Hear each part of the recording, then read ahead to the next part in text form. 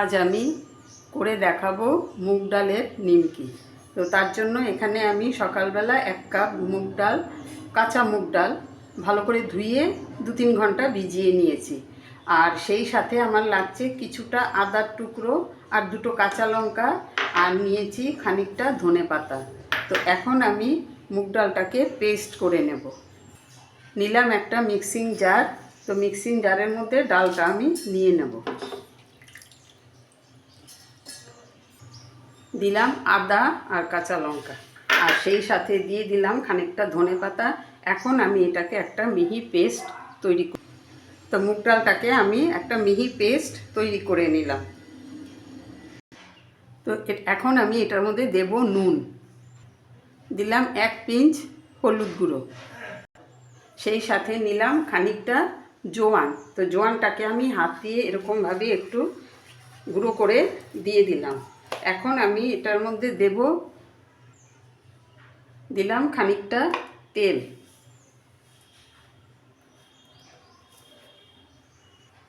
দিয়ে আমি এটাকে একটু হাত দিয়ে ভালো করে মিশিয়ে নেব। মিশিয়ে আমি ময়দা দিয়ে আমি একটা ডো তৈরি করে নেব। তো এখানে আমি কিছুটা ময়দা নিয়েছি, ময়দাটা আমি অল্প অল্প করে দেব আর একটা ডো তৈরি করে নেব। তো মুগ ডালের মিক্সচারটার সাথে ময়দা দিয়ে আমি এরকম একটা ডো তৈরি করে নিয়েছি। এখন আমি এটাকে কিছুক্ষণের জন্য ঢাকা দিয়ে রাখবো। পাশে সরিয়ে রেখে আমি একটা মিক্সচার তৈরি করব। এখানে আমি 4 চামচের মতন সাদা তেল নিয়েছি। এখন এটার মধ্যে তেলের মধ্যে মেশাবো খানিকটা কর্নফ্লাওয়ার। তো এখানে আমি 4 চামচের মতন সাদা তেল আর 4 চামচের মতন কর্নফ্লাওয়ার নিয়েছি। এখন আমি এটাকে একটা ভালো করে একটা মিশ্রণ তৈরি করে নেব।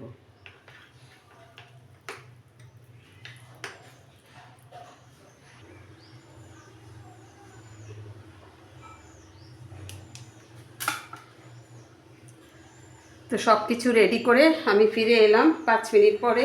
এখন আমি এখান থেকে 2টো গোলা নিয়ে নেব। প্রথমে 2টো গোলা আমি নিয়ে আমি রুটির মতন করে বেলে নেব। তো 2টো রুটি আমি বেলে নিলাম। আর সেই সাথে আমি যে মিশ্রণটা তৈরি করেছিলাম তেল আর কর্নফ্লাওয়ারের, সেই মিশ্রণটা আমি এখন এটার মধ্যে ভালো করে মিশিয়ে নেব, ইকুয়ালি সব জায়গায় ছড়িয়ে দেব।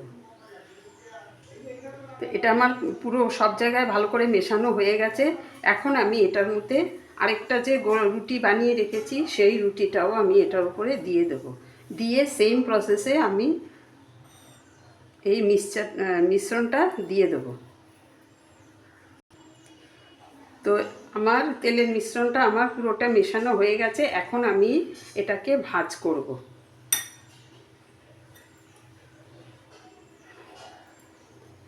ভাজটা আমি এরকমভাবে করছি, করে নিয়ে এখন আমি এটাকে আবার বেলে নেব। দিয়ে আমি আবার ইকুয়ালি সব জায়গায় এই মিশ্রণটা ছড়িয়ে দেব। এখন আমি এটাকে আবার ফোল্ড করব, করে আমি আবার মিক্সচারটা দেব, মিশ্রণটা দেব এটার মধ্যে। দিয়ে আমি আবার ময়দা ছড়িয়ে দেব, আবার কর্নফ্লাওয়ার দিয়ে দিলাম, দিয়ে ভালো করে লাগিয়ে নিলাম।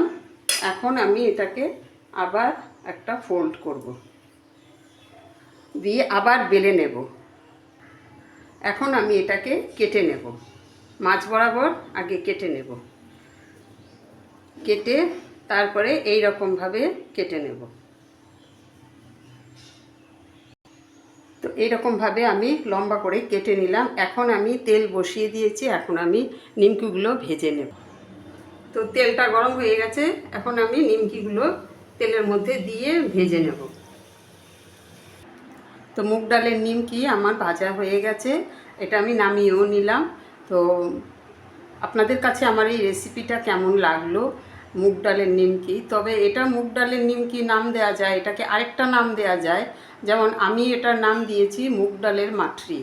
তো অল্প খিদে, হালকা খিদের জন্য এরকম একটা রেসিপি, বিশেষ করে বিকেলে চায়ের সাথে তো খুবই ভালো লাগে।